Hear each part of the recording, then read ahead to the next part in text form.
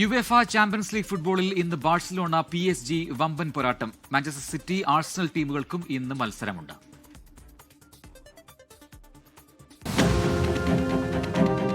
ബാഴ്സലോണയിലെ Olympic സ്റ്റേഡിയത്തിലെ പച്ചപ്പുല്ലിൽ നിന്ന് തീ പിടിക്കും.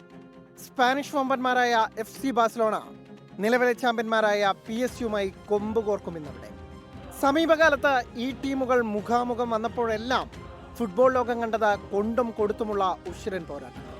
ഇന്നും അതിൽ കുറഞ്ഞതൊന്നും പ്രതീക്ഷിക്കേണ്ട. കഴിഞ്ഞ സീസണിൽ സെമിയിൽ വീണ ബാഴ്സ ഇത്തവണ കിരീടത്തിനായി രണ്ടും കൽപ്പിച്ചാണ്. ലെമീൻ യമാലിന്റെ തിരിച്ചുവരവാണ് ഹൈലൈറ്റ്. എന്നാൽ മിസ്റ്റർ ചാമ്പ്യൻസ് ലീഗ് റാഫീനിയും ഗോൾ വലയ്ക്ക് മുന്നിലെ വിശ്വസ്തൻ ജോൺ ഗാർസിയും ഇല്ലാത്തത് തിരിച്ചടിയാകും. എന്നാൽ ന്യൂക്കാസിനെതിരായ പോരാട്ടത്തിലെ ഹീറോ മാർക്കസ് റാഷ്ഫോർഡും പ്രായം തളർത്താത്ത ഷെസ്നിയും ഈ കുറവ് നികത്തുമെന്ന് പരിശീലകൻ ഹാൻസി ഫ്ലിക്ക് പ്രതീക്ഷിക്കുന്നു. പരിക്ക് കൂടുതൽ പ്രതിസന്ധിയിലാക്കിയിരിക്കുന്നത് PSG-യാണ്. ബലോൺദോർ ജേതാവ് Ousmane Dembele, captain Marquinhos, Desire Doue, Kvicha, Kvaratskhelia എന്നിവരെല്ലാം പുറത്താണ്. എന്നാൽ വിറ്റിനിയുടെയും ഫാബിയാൻ റൂയിസിന്റെയും യാവോ നെവസിന്റെയും മടങ്ങവരവ് ലൂയിസ് എൻറിക്കോയുടെ സംഘത്തിന് പ്രതീക്ഷ നൽകുന്നു. മുൻ ചാമ്പ്യന്മാരായ മാഞ്ചസ്റ്റർ സിറ്റി മൊണോക്കയെ നേരിടുമ്പോൾ ആഴ്സണലിന്റെ എതിരാളികൾ ഒളിമ്പിയാക്കോസ് ആണ്.